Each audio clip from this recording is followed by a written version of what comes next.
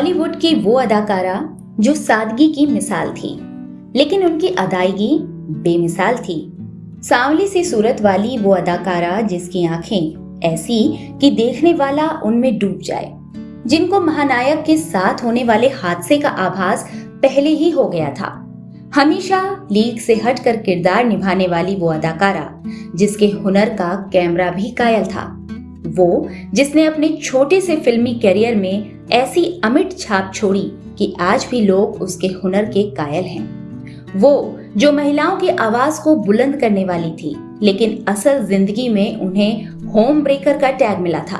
आखिर कौन है वो हीरोइन जिनकी मौत के बाद उनके शव को दुल्हन की तरह सजाया गया था? आप बने रहिए हमारे साथ। आगे द अनटोल्ड स्टोरी में जानेंगे उस अदाकारा से जुड़े ऐसे ही कुछ सुने अनसुने किस्से। दोस्त ने वो काम किया है। जाकर देख ले अपनी कुंडली, तेरी मौत पारों के हाथों लिखी है। शाकिर भाई, आपके बाजार में सबसे सस्ती कोई चीज है ना, तो वो है औरत। उम्मीद है आप सब इस अदाकारा को पहचान गए होंगे। जी हाँ, हम बात कर रहे हैं सांवली सी सूरत वाली हिंदी और मराठी फिल्मों की शानदार एक्ट्रेस स्मिता पाटिल की, जिसने अपने 13 साल के छोटे से फिल्मी करियर में वो मुकाम हासिल किया जो लोग ताउम्र नहीं कर पाते। दास्तान चंदनपुर गांव के एक छोटे से ढाबे पर शुरू हुई, जो मैं और मेरी माँ चलाते थे। महज 31 साल की उम्र में इस दुनिया को अलविदा कहने वाली इस अभिनेत्री स्मिता पाटिल को उनकी निजी जिंदगी में प्यार तो मिला, लेकिन किसी का बसा बसाया घर तोड़कर। मेरी अपनी जिंदगी है, मैं चाहे हंसू रोऊं या भाड़ में जाऊं। आप कौन होते उसमें दखल देने वाले? आप यकीन नहीं करेंगे, लेकिन स्मिता जी हमेशा जीन्स के ऊपर साड़ी पहनती थी। क्या आप मानेंगे कि उन्होंने महानायक अमिताभ बच्चन को कुली के हादसे से एक दिन पहले रात के 2 बजे फोन करके आगाह कर दिया था? आगे जानेंगे स्मिता जी से जुड़े तमाम सुने अनसुने किस्से, लेकिन शुरुआत करते हैं उनके फिल्मों में आने के सफर से। है किसी में दम जो मेरे जीते जी समाधि को हाथ भी लगा सके? स्मिता जी का जन्म 17 अक्टूबर 1955 को महाराष्ट्र के पुणे में एक बेहद प्रभावशाली राजनीतिक मराठी परिवार में हुआ था। उनके पिता शिवाजीराव गिरधर पाटिल राजनीति में थे और महाराष्ट्र सरकार में मंत्री थे। वहीं उनकी मां विद्याताई पाटिल एक सामाजिक कार्यकर्ता थी। पुणे से 12वीं पास करने के बाद स्मिता मुंबई आ गईं और आगे की पढ़ाई बम्बई यूनिवर्सिटी से ही की। कैमरे से पहली बार उनका सामना दूरदर्शन के न्यूज रीडर के तौर पर हुआ था। दूरदर्शन में आने के बाद उनकी लोकप्रियता बढ़ी और फिल्म इंडस्ट्री के कुछ लोग उन्हें जानने और पहचानने लगे।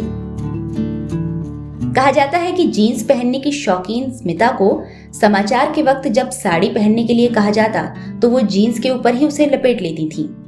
जब टीवी पर स्मिता लोकप्रिय हो गईं, उसी समय उन्हें मराठी फिल्म राजा शिव छत्रपति में एक छोटा सा रोल मिला और इस तरह एक्टिंग की दुनिया में स्मिता ने अपना पहला कदम रखा। वैसे एक्टिंग का शौक स्मिता को बचपन से ही था। उनके स्कूल कॉलेज के दिनों में भी एक्टिंग उनके शौक में शुमार था। पुणे में भी उनका अधिकांश समय फिल्म एंड टेलीविजन इंस्टीट्यूट यानी FTTI के कैंपस में ही बीतता था, जिससे सबको लगता था कि वो वहाँ की छात्रा हैं, जबकि स्मिता वहाँ की छात्रा नहीं थी। उन्होंने वहाँ पर थिएटर ग्रुप ज्वाइन कर रखा था। दूसरे किसी की जरूरत नहीं, ये कलाई जो तूने पकड़ी है ना, इसी में इतना दम है कि तेरे टुकड़े टुकड़े कर देगी। दूरदर्शन में काम करने के दौरान वहां के साउंड रिकॉर्डिस्ट हितेंद्र घोष ने स्मिता जी की मुलाकात मशहूर डायरेक्टर श्याम बेनेगल से कराई थी। बेनेगल उन दिनों अपनी फिल्म निशांत के लिए एक नया चेहरा तलाश रहे थे। उन्होंने स्मिता को निशांत में काम करने का ऑफर दिया और यही ऑफर स्मिता के जीवन का टर्निंग पॉइंट साबित हुआ। खैर, कुछ कारणों से निशांत की शूटिंग लेट हुई और तब तक श्याम बेनेगल अपनी दूसरी फिल्म चरणदास चोर के लिए भी स्मिता को साइन कर शूटिंग शुरू कर चुके थे। निशांत से पहले चरणदास चोर बनी और रिलीज हुई, तो इस लिहाज से स्मिता पाटिल की पहली रिलीज हुई हिंदी फिल्म चरणदास चोर ही थी। वहीं इसी साल निशांत भी रिलीज हुई। महज 2 फिल्मों में काम करके स्मिता ने इंडस्ट्री की तमाम टॉप हीरोइनों की नींद उड़ा दी थी। और कितनी बार बताना पड़ेगा, उस बात का जिक्र तक तो सनी मुझे। स्मिता पाटिल को अगर श्याम बेनेगल की खोज कहा जाए तो गलत नहीं होगा। इसके बाद 1976 में दुग्ध क्रांति पर बनी फिल्म मंथन में स्मिता पाटिल का अभिनय देखकर सभी ने दांतों तले उंगली दबा ली थी। फिल्म मंथन से जुड़ा एक दिलचस्प वाकया आपको यहाँ बताते हैं।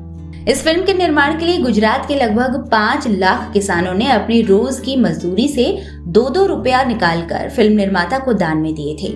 ये फिल्म बॉक्स ऑफिस पर गजब की हिट साबित हुई थी और इसके बाद स्मिता किसी पहचान की मोहताज नहीं रही। नहीं लिया, पूरा गांव को यहाँ बुला लूंगी।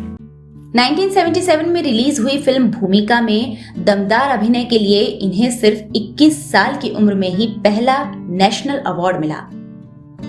महज कुछ ही फिल्मों में काम करने के बाद स्मिता जी बेहद कामयाब हीरोइंस की फहरिस्त में शुमार हो गईं। उनकी एक्टिंग की महारत को देखते हुए डायरेक्टर श्याम बेनेगल ने कहा था कि जब भी कैमरे के सामने स्मिता कोई सीन शूट कर रही होती तो कैमरा मानो उन्हें ही देखता और बाकी सब ब्लर हो जाते। ऐसी गजब की केमिस्ट्री थी स्मिता और कैमरे के बीच। अपनी जात की कदर करनी नहीं आती ना तुम्हें, इसीलिए हमेशा से ही मर्दों की पांव की जूती रही हो और जूती ही रहोगी।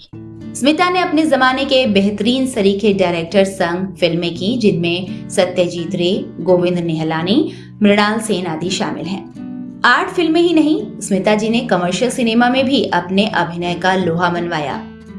पराई औरत और बेगाने हाथों में पकड़ी हुई तलवार पर कभी भरोसा नहीं करना चाहिए। 1982 में रिलीज हुई फिल्म नमक हलाल में उनका निभाया पूनम का किरदार भला कौन भूल सकता है।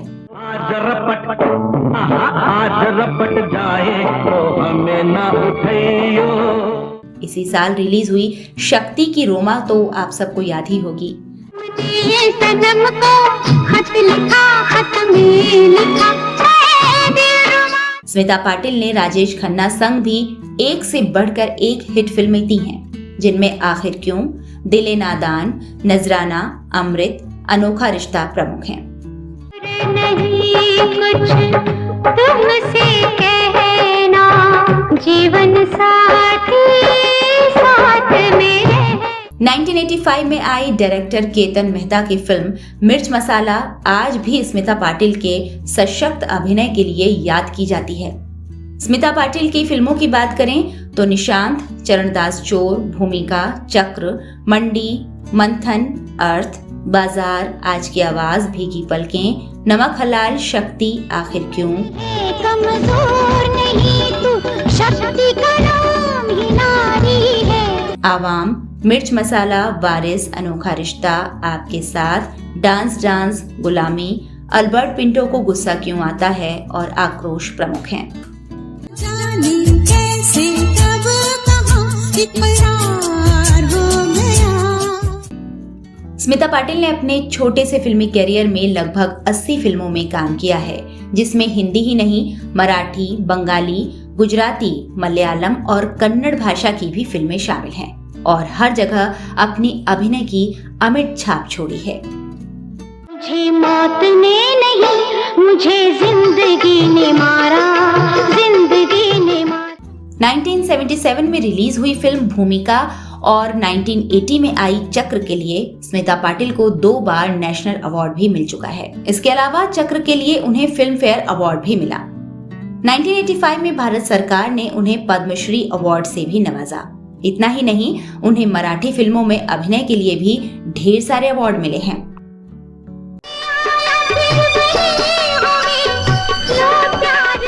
अब बात एक दिलचस्प वाकये की जो महानायक अमिताभ बच्चन से जुड़ा हुआ है।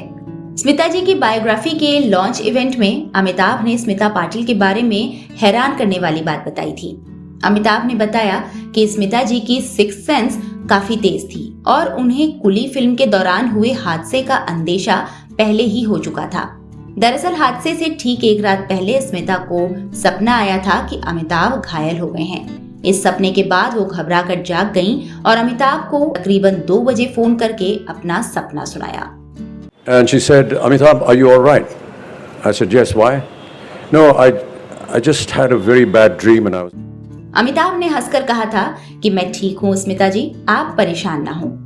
अगले ही दिन अमिताभ बच्चन के साथ बड़ा हादसा हो गया था और वो लंबे समय तक जिंदगी और मौत के बीच जंग लड़ते रहे। स्मिता महिलाओं के हक और उनकी आजादी के लिए शुरू से ही मुखर रहीं और मुंबई के महिला सेंटर की सदस्य भी रहीं। हालांकि लोगों ने उन्हें होम ब्रेकर तक का टैग दे दिया था। आइए अब जानते हैं कि स्मिता पाटिल के लाइफ के उस चैप्टर के बारे में जिसमें उन्हें प्यार के साथ रुसवाई मिली। 1982 में रिलीज हुई फिल्म भीगी पलकें के सेट पर उनकी मुलाकात एक्टर राज बब्बर से हुई। जन्म जन्म का साथ है तुम्हारा हमारा। ये दोस्ती धीरे धीरे प्यार और फिर बाद में शादी में बदल गई। हालांकि राज बब्बर पहले से ही शादीशुदा थे। उन्होंने 1975 में मशहूर थिएटर आर्टिस्ट नादिरा से शादी की थी और उनके 2 बच्चे भी थे। ये सब जानते हुए भी स्मिता पाटिल राज बब्बर को अपना दिल दे बैठी। तुम हो मेरी जान, दुनिया से मुझे क्या काम है। आखिर प्यार ही तो वो चीज है जिस पर किसी का जोर नहीं चलता। फिर यहाँ तो बात दोनों तरफ से ही बराबर थी। दोनों कुछ वक्त के लिए लिव इन में रहे और फिर 1986 में शादी के बंधन में बंध गए। जहां स्मिता पाटिल के पेरेंट्स इस रिश्ते के बिल्कुल खिलाफ थे, वहीं राज बब्बर की शादीशुदा जिंदगी में भी भूचाल आ गया था। राज बब्बर अपनी पत्नी और बच्चों को छोड़कर स्मिता के साथ रहने लगे। ये बरसात, ये तन्हाई का आलम। के लिए आवाज उठाने वाली स्मिता पर दोहरे चरित्र वाली औरत होने का इल्जाम लगा। उस वक्त का मीडिया, चाहे अखबार रहा हो या फिल्मी मैगजीन, सभी ने उन्हें खलनायिका बना दिया। उधर समाज ने होम ब्रेकर का टैग भी दे दिया। स्मिता चुप थीं, वो अपने प्यार, अपने गृहस्थी को एंजॉय करना चाहती थीं, जो शायद कुदरत को मंजूर नहीं था। इसी साल उन्होंने एक बेटे को जन्म दिया और उसका नाम प्रतीक रखा। लेकिन चाइल्ड बर्थ कॉम्प्लिकेशंस के चलते अपने बेटे के पैदा होने के महज 15 दिन बाद यानी 13 दिसंबर 1986 को उनकी मृत्यु हो गई और वो सबको अकेला छोड़ सदा के लिए चली गईं। स्मिता को अपनी मौत का आभास पहले ही हो गया था। वहीं उनके मौत से कुछ दिन पहले ही उनका बेटा प्रतीक भी उनसे अपने आप को दूर कर रहा था। ऐसा लग रहा था जैसे उस नन्हे बालक को भी अपनी माँ से दूर जाने का आभास हो गया हो। उनकी मौत के बाद उनको दुल्हन की तरह सजाया गया था। स्मिता पाटिल की बायोग्राफी लिखने वाली मैथिली राव ने अपनी किताब में बताया है कि स्मिता ने राजकुमार संग फिल्म करते हुए देखा कि शूटिंग सेट पर अक्सर राजकुमार लेट कर ही अपना मेकअप कराया करते थे। स्मिता जी भी अपने मेकअप मैन दीपक सावंत से ठीक वैसे ही मेकअप करने को कहती थी, लेकिन उनका मेकअप आर्टिस्ट हमेशा यही कहता था कि लेट कर मेकअप करते हुए ऐसा लगेगा जैसे किसी मुर्दे को मेकअप किया जा रहा हो। तब स्मिता ने ये ख्वाहिश जाहिर की थी कि जब वो मर जाएंगी तो उन्हें सुहागन की तरह ही तैयार किया जाए। 13 दिसंबर 1986 को स्मिता जी के मेकअप आर्टिस्ट दीपक सावंत उनकी अंतिम इच्छा पूरी करने के लिए उनके घर पहुंचे, जहां उनकी अंतिम इच्छा पूरी करते हुए उनके शव को दुल्हन की तरह सजाकर उन्हें अंतिम विदाई दी गई।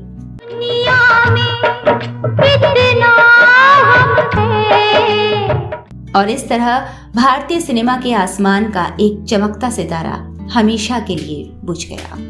महज 31 साल की उम्र में दुनिया को अलविदा कहने वाली इस अभिनेत्री ने अपने 13 वर्षों के फिल्मी सफर में कभी न भूलने वाली परफॉर्मेंस देकर खुद को अमर कर दिया। उम्मीद है स्मिता पाटिल से जुड़ा ये कहानी और किस्सा आपको जरूर पसंद आया होगा। आज की कहानी में बस इतना ही। अगली बार फिल्मी दुनिया से जुड़े कुछ और किस्से कहानी लेकर आपके सामने हाजिर होंगे। बॉलीवुड से जुड़े ऐसे ही तमाम किस्से जानने के लिए आप देखते रहिए द अनटोल्ड स्टोरी।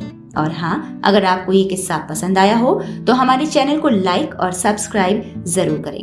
नमस्कार। जन्म का साथ था